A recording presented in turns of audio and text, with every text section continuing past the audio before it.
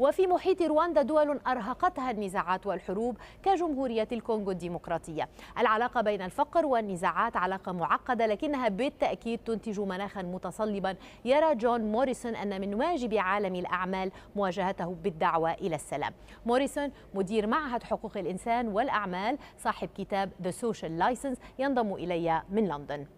أهلا بك سيد موريسون. لماذا تعتقد بأن عالم الأعمال يجب أن يكون معنيا بمناطق النزاع حول العالم؟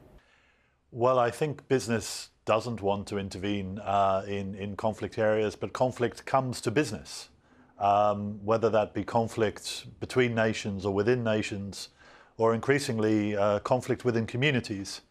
A recent study in Australia for the mining industry shows that community conflict with mining concessions can cost companies up to $20 million a week in lost operations. So my book, The Social License, which I have a copy here in London, really explores what this new type of relationship is between business and communities directly. في كتابك الجديد الرخصة الاجتماعية تخرج عن المفهوم التقليدي للمسؤولية المجتمعية لعالم الأعمال المعروف بالCSR، وتتحدث عن نوع من الفهم الأعمق لحقوق كل من تمس نشاطات شركة ما. من هنا ما المقصود بحاجة الشركات إلى شرعية اجتماعية؟ Traditional corporate social responsibility. In my book, I have a chapter which analyzes what's wrong with CSR. Now, CSR is a very wide umbrella, and there are many good things in CSR, but there's also a lot of, I would say, self-promotion on behalf of business. And self-promotion on behalf of business is not going to be seen as legitimate by communities. Communities need to have a stake in how companies define their responsibilities. So my advice to any business around the world is, if they want to understand social license, talk to communities and prioritize your risks, your impacts, your mitigations in consultation with communities.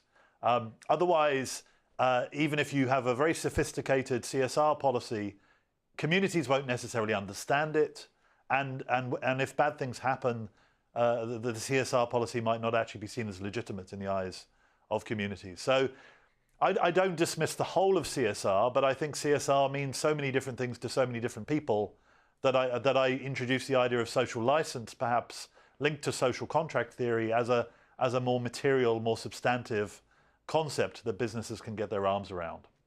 سيد موريسون، هل من نماذج مضيئة تصنع فارق وتستحق أن تحتذى في عالم الأعمال اليوم؟ Yes, I do give some examples in my book. One thing I do say, though, is it's much easier to show where social license has been lost than where it's in good shape, because when you lose it, communities get angry, there's conflict, there's suspension of operations, many famous cases around the world, from Nigeria through to Colombia, etc. I would say that, in most cases, companies do have social license. That's why they carry on doing their business. And we don't often ask the question, well, what is it that this company is doing well to do that? But there are, conflict. You asked me a question about conflict earlier. Safaricom is quite an interesting example. In Kenya, for example, during the previous Kenyan elections 6 years ago, mobile telephones had been used quite a lot to incite hatred and conflict in the Rift Valley area of Kenya. And actually, Safaricom put in place some very sophisticated protocols around the most recent Kenyan elections to minimize the risk of its technology being used for purposes it was not designed. And Safaricom was also quite transparent about how it was doing that. So that's one example. There are others of a company working in a challenging environment to minimize risk to human beings and to ensure that people enjoy the benefits of the product. Yeah. من لندن جون موريسون، مدير معهد حقوق الإنسان والأعمال، صاحب كتاب The Social License. شكرا جزيلا لك.